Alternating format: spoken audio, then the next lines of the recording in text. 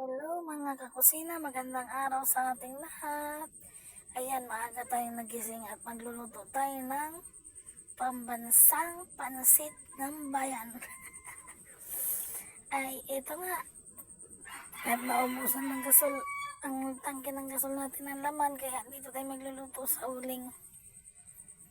Walang pambili ang inyong kusinira mga kusina. Susunod natin pailutin yung kawali. Shout out naman natin kay mga kusina. Antayin na natin minute ang mantika bago natin anong putahe ang luto. Basta tayo ng bawang na dito ang Ricardo. Ingredients na fried garlic mga kusina. Masarap na masarap po ang pansit natin. Yan sa buba na pansit na may fried garlic na tapos ang sarap po talaga mga kusina. Sa mga mahilig dyan. Pasensya na po kayo sa ating maraming mga kakusina gawa po na maraming signal lang yung mga po ang ating po ay hanguin lang po natin yan. Kung taga saan po tayo natin yan mamayang tapos na umabot ang ating video. Masarap na pansit. Gisahin lang na po natin ang ating bawang at sibuyas. Halo natin sa pansit sa ating masarap na. Ayun po. Pag medyo alam niyo pong luto na ang bawang at sibuyas, huwag niyo pong i-overcook. Basta masarap po siya. At alam niyo naman pag matender na siya, bago po natin ilalagay ang karne. Karneng manok po ang gamit natin ngayon ng kusina. Pero kapag may available naman na mga pang seafoods, gagawa po tayo ng seafood. Ayun, pag nagluluto po ako, masarap din po yan. Ginagawa po depende po sa inyo. Po tayo mga kusina. Sa ginagawa ko po ay sinasabay ko. Nagluluto ako.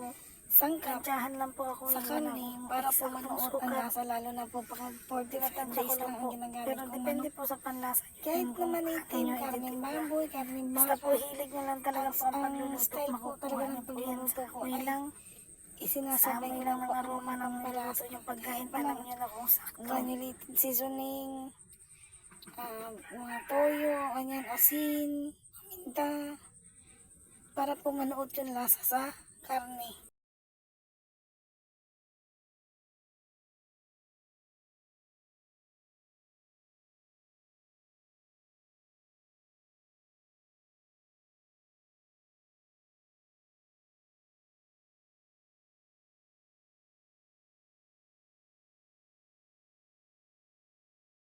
Ayan mo, nakita nyo yun, tumikit na yun ng toyo sa karne.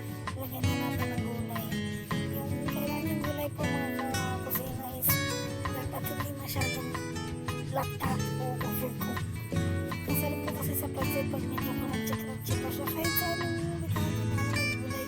Ayan, ang chop suey, mas masarap po pag medyo raw lang siya. O half cook lang po.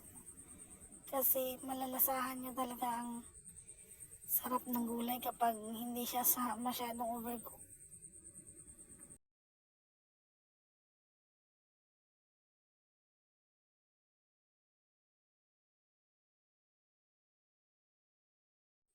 Ayan, set aside natin siya para maggawa. May toppings natin na mesa. Pansit. Tanggalin natin siya sa kawali. Mga gulay ka. Mga ricado.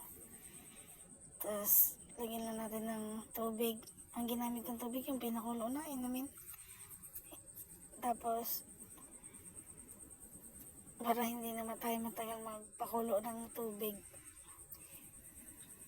Tapos, nilagyan ko lang yan ng mantika, panibagong timpla, toyo, patis. Hindi yan nawawala sa mga lutuin ko ang patis. Malinamnam kasi yan. Tsaka yung aroma ng patis, napakasarap sa pangamoy at sa panlasa. Antayin na natin kumulo yung tubig.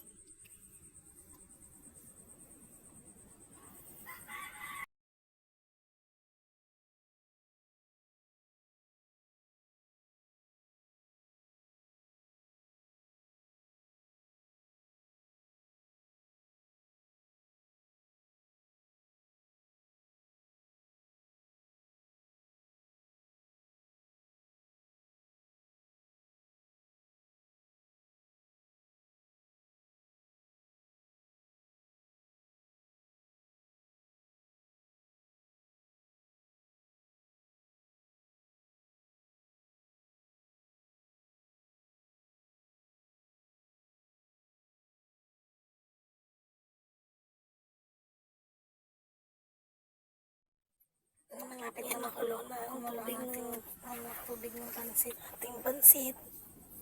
Kumulo.